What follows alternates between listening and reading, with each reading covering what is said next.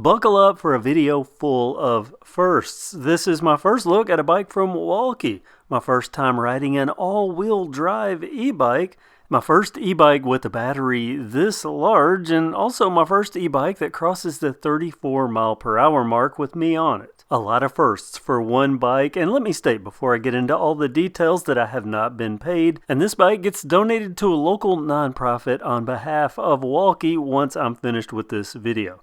That said, let's start up top like I like to do and check out how this is equipped. This is a folding e-bike, so it has that long beanstalk, and perched on top of the beanstalk are the handlebars. Wide for a folding e-bike, 685 millimeters. So fresh, I'm still removing wrapping, but there's lots of e-bike standard stuff here. A rubber half grip on the right, half because part of it makes up the twist throttle. There's also a variant on their site that has a full twist throttle. You get to choose between the two, this one a half twist. Below it, a digital horn. Back up top to the shifter, a very familiar thumb shifter. This is a Shimano tried and true. Below that, the brake levers and brake reservoir for the Land. I'm not even sure how you say this. They're hydraulic brakes. I've seen this brand one other time, and as I recall, they worked well. I like that these have an easy adjuster, and I expect they're going to work well based on the other half of the braking system. We'll see that in a second. To the left side of the bars, a full rubber grip and the control pad for working the e-bike's functions, and there are a lot of functions on this particular e-bike. Front and center, a large color display. I'll be coming back to that and the features. For now, let's keep going. Below the bars, a quick release height adjuster. These bars can go way up. Now down is still high, but the tippy top extension, it's up there. Adjustable without tools, and if we work our way down, we'll see the folding latch. This has a redundant safety catch to ensure it stays in place, but it's still easy to release when intended, and the bars can be folded down for when the bike is in its storage configuration. Opens up easy, closes back easy. I like easy. And secure. On this channel, I review a lot of mountain bikes, so I'm used to looking at head tubes. On e-bikes, not so much, but this one grabs my attention because of the open channels on either side. Perhaps for routing cables, if you have maybe a phone strapped to the top of the head tube or something, because a cable could route up into the back of the display, where there is a USB port. Whether that's intended or not, I don't know. Next up, the fork, a suspension fork. It has a preload adjuster and a manual lockout, and around 60 millimeters of travel. It's also the mount point for a couple of things. First would be the bike's 1000 lumen headlight. It's nice and bright, especially at night. It's also where the front fender is mounted, a plastic fender, no rattles though, because it mounts at the top and the bottom. Okay, not a couple, three things mount to the fork. There would be the wheels. Wheels wrapped in knobby CST BFT 20x4.0 tires, one of my favorites. Always fun to ride little 20-inch fatties around. Those are wrapped around large alloy mag wheels, a 5-blade design. Brand, well, I'm not sure of the brand, or at least how to say it.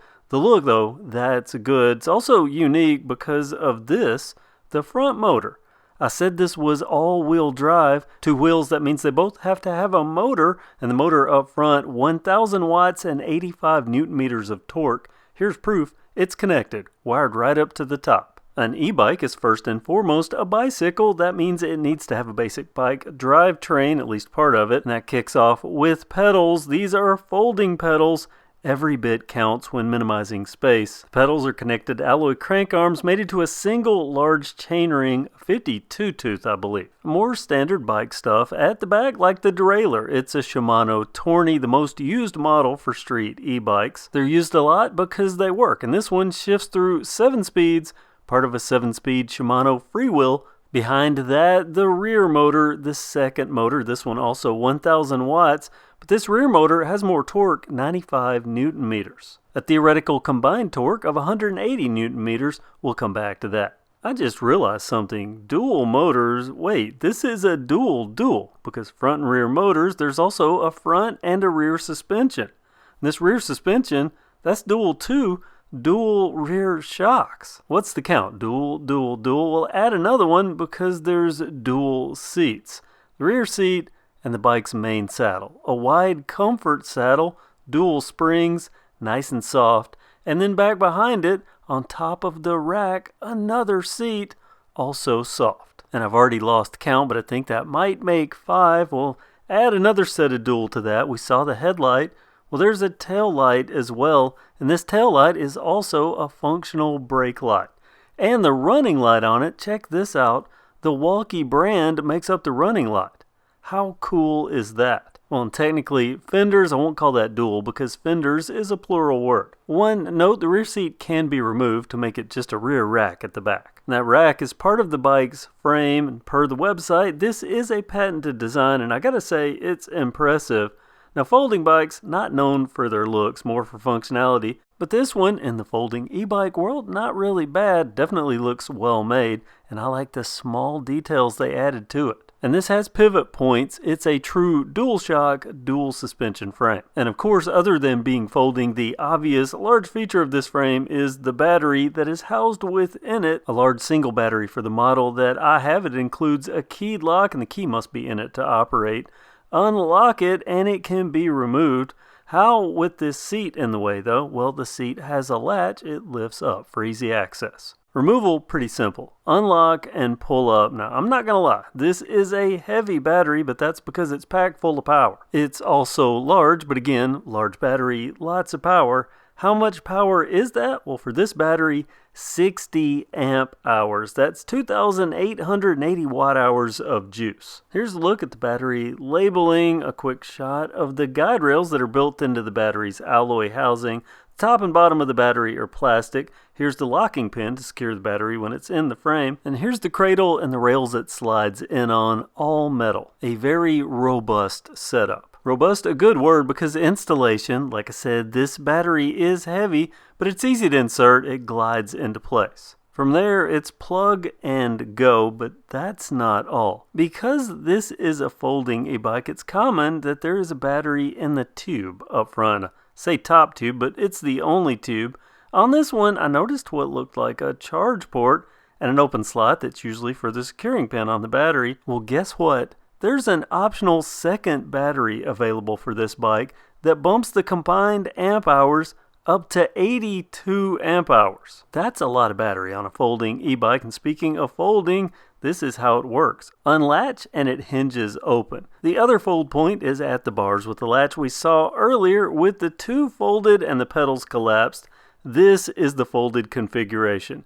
Is it small? No, but I can tell you from experience, it takes up considerably less space when folded. And when it's all origamied, it rests on a stand built into the frame. Above that, the cadence sensor. That's what turns the motor off and on, or motors off and on when pedaling. Let's go back to those Diasland hydraulic brakes. I said I've seen them before, but never the 4-piston variety. I don't see that a lot in general, but definitely not on the e-bikes I've featured on the channel, so it's nice to see them here. Not only is it 4-piston, but the rotors, they're beefy. 203 millimeters front and rear. Nice braking equipment, considering this bike has two motors. It's going to need more power to stop. And those motors really get it going. Let me do my best to share the experience. Some of this is hard to relay in video, like the display, which doesn't really show up well, but trust me, even on this practically cloudless day, just a few clouds, mostly blue skies, I can see it perfectly well. Power. Does it feel like 180 newton meters? Well, I can tell you that truck in front of me is slowing me down. There's enough juice to pass him if I wanted to. So it's definitely got some spunk, but I'll tell you, initially I felt like there should be more. Stay tuned, because it turns out there is. But as crazy as it sounds at this point, power wasn't the first thing that stood out to me. The first thing that stood out to me was just how large this bike is. It's a big bike. I'm 5'10", and the seat's is about as low as I can go, maybe an extra inch. So I wonder how much shorter of a rider it can take.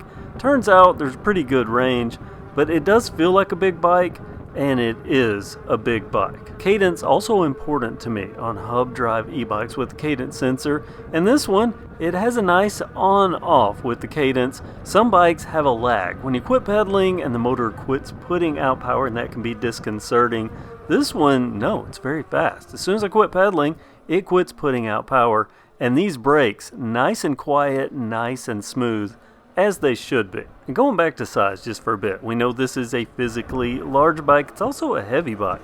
With this 60 amp hour setup, it weighs in at I think around 80 pounds. But even with the size and the weight, it's what I call flickable, an old scooter term.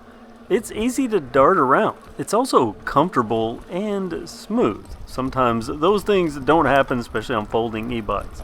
This front suspension, it does its job, and the rear suspension really does a great job. Between the two, bumps are a non-issue. For example, this bumpy alley, I'm not rattling at all, and the camera's strapped directly to me. How fast will it go? Another surprise for you here. This breaks a record for me.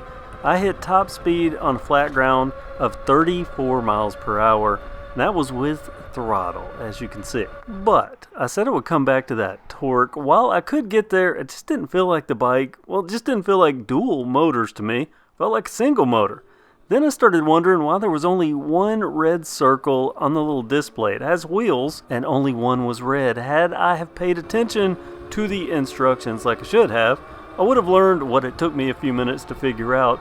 You can press and hold the info button, and it switches from the rear wheel to the front wheel, then to both wheels, all-wheel drive. There's even an all-wheel drive eco mode. Let me tell you, going between those four settings, I can feel the difference in each one, especially when I'm on the all-wheel drive with the two lightning bolts, full power. There's a lunge on both pedal assist and throttle with the full power all-wheel drive. It's quite impressive. It's also a setting that can be made on the fly, so that's a double bonus. Another question I get with cadence sensor e-bikes is run out of pedal effect. Where does it happen on this bike? Around 29 miles per hour. Beyond that, it's rotations to keep the motor going. But since the throttle scales up, you can take your pick. And by the way, this large hill, it's a good chance to test where the bike hands off power and where it just starts coasting. And I don't know how far past 34 that happens.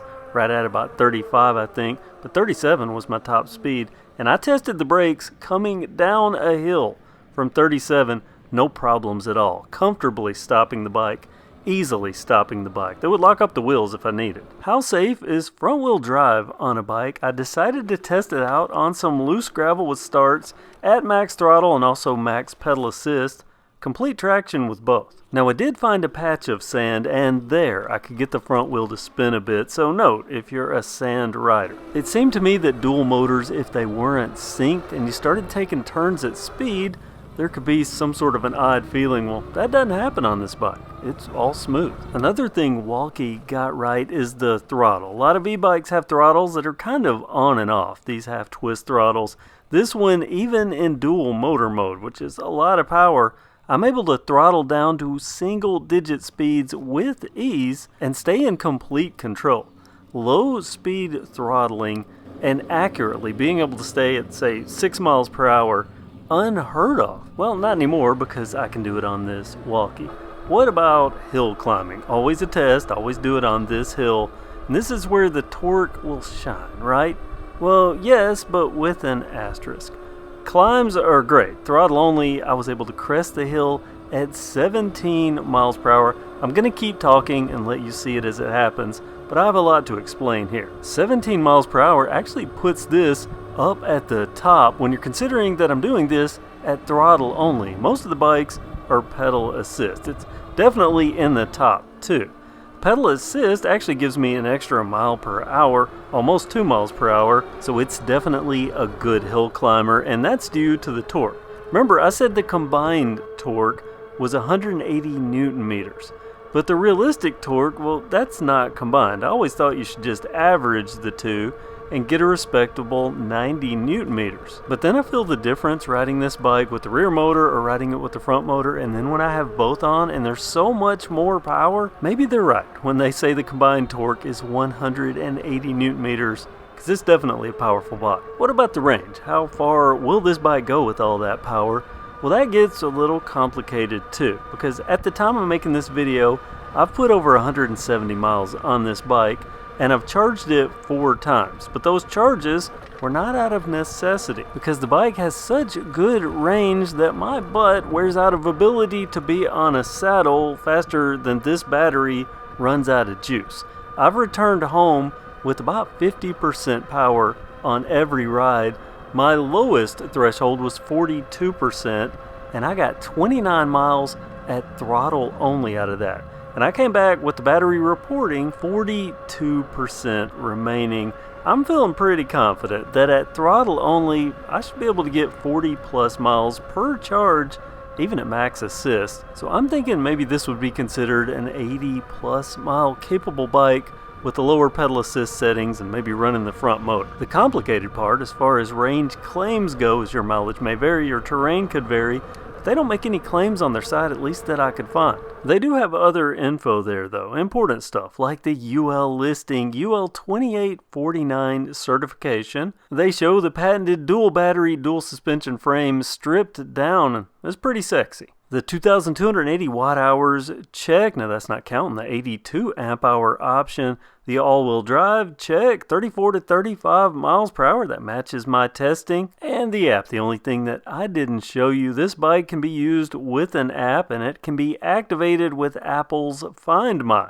So basically it turns the bike into a glorified AirTag. The instructions show the app. It looks to be full featured, tracks all kinds of stuff, even navigation. I like that. And the Apple Find My integration, that's a big deal. Would be for me if I weren't donating the bike. I don't want to pair my information in it and then pass it on. I also just discovered that this graphic shows the rear-wheel drive mode is the best for minimal power usage, and the front-wheel drive is for slippery surfaces.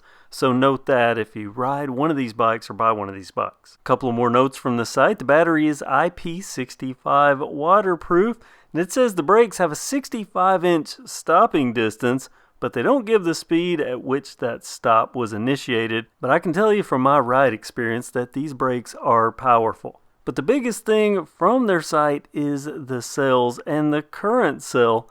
They're currently having their Black Friday sale. Prices are discounted up to $1,100. They said that's with no tax and no shipping fees, and $880 worth of accessories. And when I first received this bike, they talked about a code for KevCentral viewers, but the Black Friday deals have surpassed any codes that I think they have.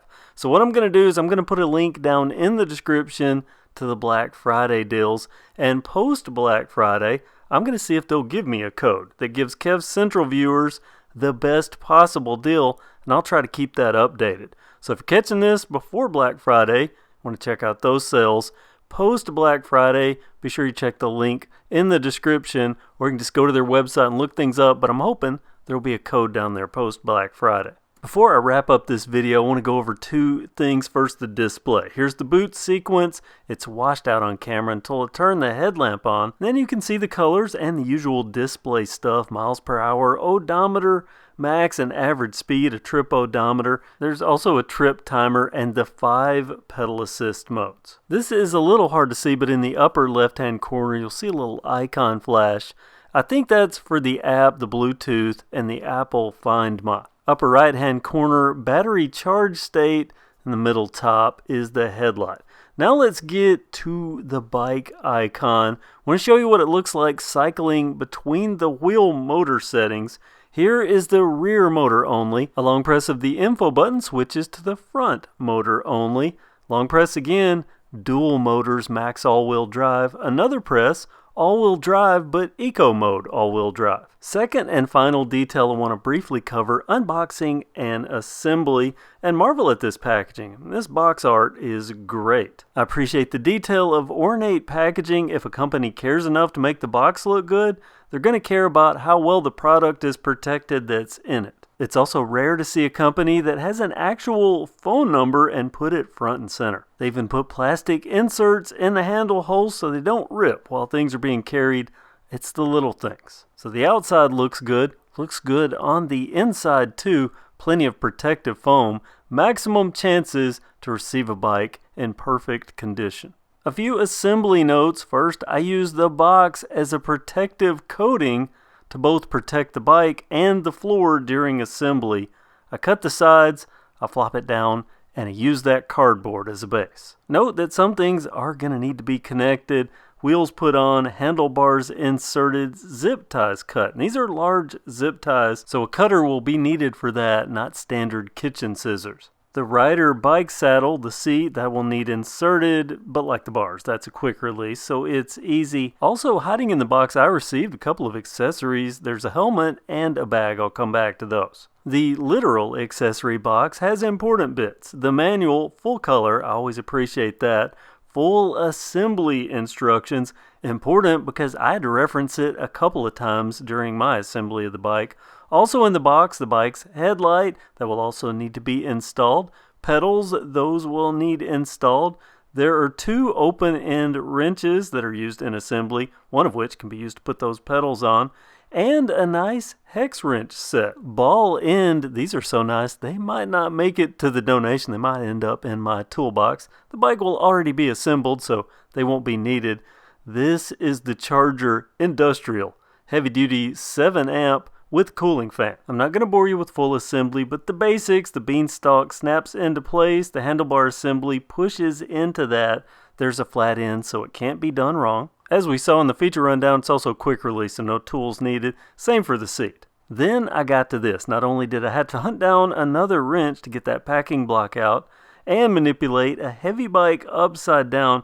If you have help during assembly, you will be grateful. There's also these, and this is why I'm showing you part of the assembly. They want to make sure the wheels are secure, and I appreciate that. But the average person might get a little confused.